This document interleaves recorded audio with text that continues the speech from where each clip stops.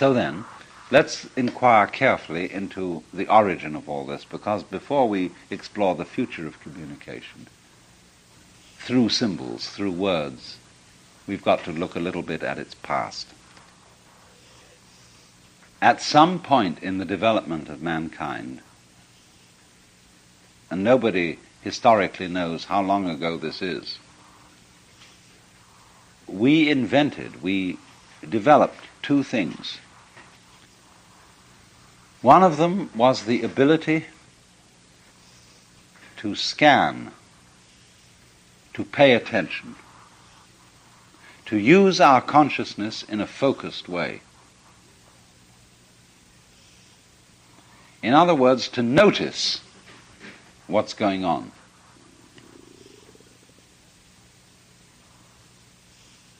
Ordinarily, we depend to an enormous extent on a kind of consciousness that doesn't notice. That is to say, you're functioning all the time, breathing, beating your heart, even driving a car while you're absorbed in conversation with your friendly passenger.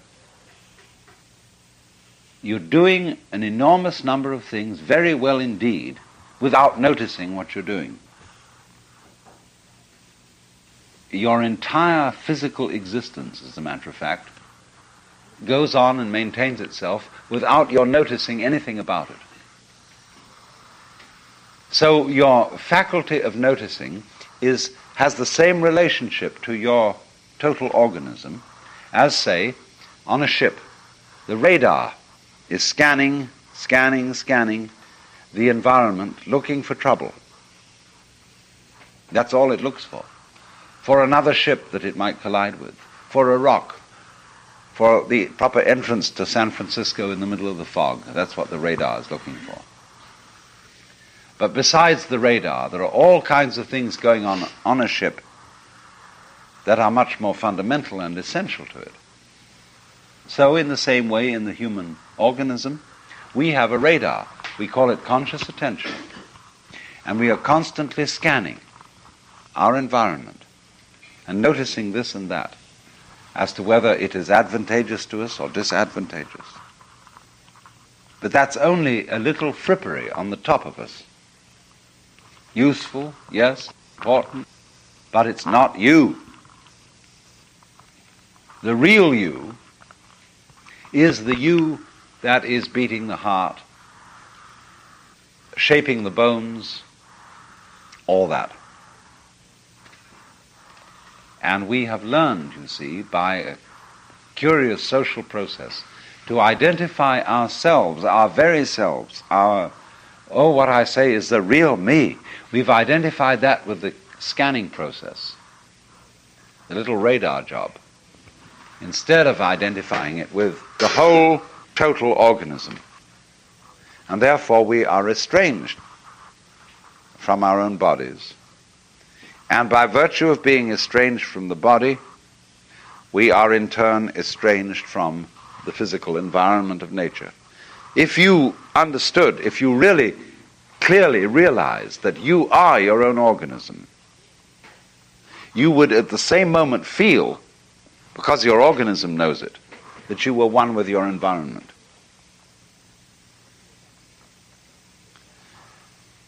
This organism is related to the world outside it in exactly the same way that, say, a whirlpool in a river is related to the river.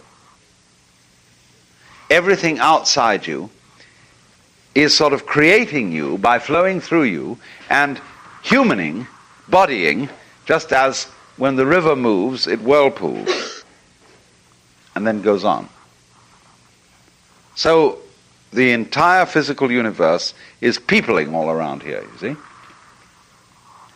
But conscious attention doesn't deliver that to us as an experience. Why? Because conscious attention, or noticing, is a function of consciousness which is separative instead of unitive. It analyzes instead of synthesizing. I don't want to, by saying this sort of thing, to put it down and say it's a mistake and something that shouldn't have happened. It's a very beautiful function, provided it doesn't annihilate and distract us from seeing the world synthetically as well as analytically. In a mirror, you can see many images, all different, clear, and distinct. But underneath the difference of images, there lies the pure silver of the mirror. So in exactly the same way, seeing all the details clearly analyzed, we need to remain aware of consciousness itself, of awareness itself. Just as, for example, all galaxies, all physical bodies exist in space. What do you think space is? Most people think space is nothing. Space, however, is you. Space is consciousness. Space is the mind. Space is what you call self, me. That's space. And it includes everything. But you can so easily forget it because conscious attention ignores every stimulus, every input message that is constant. It rules it out, says, that doesn't make any difference. I'm looking for differences because I'm on guard for what might threaten my existence. Therefore, I'm looking for a change in the environment. I'm a troubleshooter. So if you identify yourself with consciousness, you are constantly anxious. What's going to happen? Is it going to work? Am I on the spot? You see? Everybody's like that. But the real you is relaxed. It really doesn't care about that. It's got this little function up there that tells it, on the whole, whether there's any trouble going to happen. Really, inside you, deep down, you're harmonious with your environment. And it really doesn't matter whether you live or die, because the whole system goes on anyway, and that's what you are. So whether you, as a specific example of the system, go on a little while, 1 year, 2 years, 3 years, 50 years, 100 years, it doesn't really make any difference. If you want to play it, in other words, if you want to put a gamble on how long will you live, do you want to gamble on 50 years more, or how many years more? You say, by gambling on it, you put importance on it. You say, that's what I've wagered on, that's what I want to do. Okay? But that's your game. It doesn't have to be that way.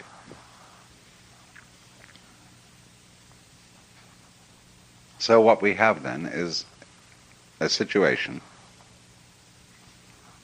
in which, by the ability to use our radar to scan ourselves and the world around us,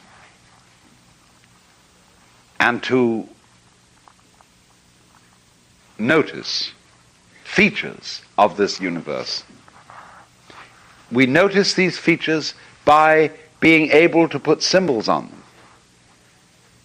You notice the face as something distinct from the knees by being able to call it face and call knees knees. You do not have the capacity to notice these different features of the human body without being able to assign some symbol to the part that you notice. This is absolutely crucial. Noticing and language go together. Noticing is the same thing as what we call notation. Notation, as in music. Symbols, little signs to identify sounds on a scale. Words to identify bits of the world. Numbers to identify how many bits. All this goes together. So to attend, to concentrate, to watch, to be aware in the way that a spotlight focuses on the surroundings. This goes hand in hand with symbols. One uses the world of symbols, the world of special noises, not like ordinary noises, not like the sound of the wind, not like the washing of the waves, but the noises made by speech to create a separate, almost separate world of noise forms, which of course we can think silently in our heads, subvocally, as thought forms. They're all the same. It's forms of noise, forms of air vibration used to stand over against the world of ordinary, direct physical experience and represent it in a clumsy way. Clumsy, yes, clumsy, because conscious attention as a scanning thing, as a spotlight roving over, however fast it goes, tickety-tick, tickety-tick, tickety-tick, tickety-tick, all around. As I watch you, if somebody measures where my eyes look, it can be done. They will see them dancing over you, picking out significant points. But that way of looking at life can only comprehend what's going on in a very clumsy way. Because the actual physical world is an operation where we would say uncountable, innumerable things are going on all together, everywhere at once. And so we say, what a complicated world we live in. Now actually, this world is not complicated at all. It is perfectly simple. It's only complicated when you try to think it out. That's what it means. Complicated, the word complicated, expresses a relationship between the physical world on the one hand and on the other a scanning system which is trying to understand and represent in symbols the physical world bit by bit, as for example if we would talk about it. So when you try to talk about the world, it's a complicated world, but only because you're trying to talk about it. In itself, it's not a bit complicated. The human body is from the point of view of surgery and physiology, infinitely complicated. Its networks of veins and nerves and so on is absolutely extraordinary. But we say these words extraordinary and complicated because we are confronted with the task of trying to translate this body into language. And language is very clumsy. It's like if we would say we would move the Pacific Ocean into the Atlantic Ocean with a beer mug. It would be a very complicated thing to do because we'd have to take it mug by mug across, fly them across by jet plane and dump them in the Atlantic. It would be very complicated. But that's what you do when you think about the world. You take thing by thing, fact by fact, idea by idea, and it's like beer mug after beer mug of water going from the Pacific to the Atlantic. So we say it's complicated. It isn't. It's only if you approach it with a certain method, then it's complicated. Because you insist on that method. And you say, well, that method is me. I am the method of taking in the world bit by bit. But that's a hallucination. You're not. Each one of you includes far more capacity than that narrow method of taking in the world bit by bit. Because every nerve end in your body is alive and aware. Every organ is functioning without your thinking about it. And that's you. So because we have a narrowed idea and conception of ourselves as purely the conscious scanner, we've invested so much emotion in that, and we've invested so much of the feeling that that is what we are, that we're completely miserable and tormented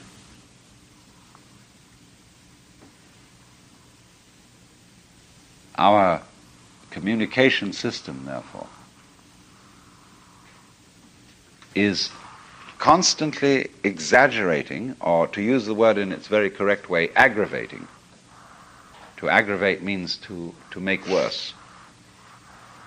It is aggravating all the time the delusion that we are separate from the world. In other words, communication, as we are using it, is a form of non-communication. It's a way of cutting ourselves off instead of actually communicating. The more we talk, the more we think, the more we ideate, the more we separate ourselves from each other. I identify you as you, as you, as you, and you're a Republican, you're a Democrat, you're a beatnik, you're a hippie, you're a this, that, and the other thing, you're a square or whatever. The more I identify you, you see, in these terms, the more I don't feel that you are me. You really, physically are me. All of you, each one to everybody else, is like a dewdrop on a spider's web in the early morning, which contains in itself all the reflections of all the other dewdrops. And we really relate to each other like that. But in language, in communication, we all put ourselves apart as separate entities. See? And believe that. So the more we go on with this, the more we are divided up. The more we quarrel, the more we don't understand how to cooperate. So here we start with this paradox. Communication, which is related to the word communion, common, what we have together, communication is separation. And the more we talk, the less we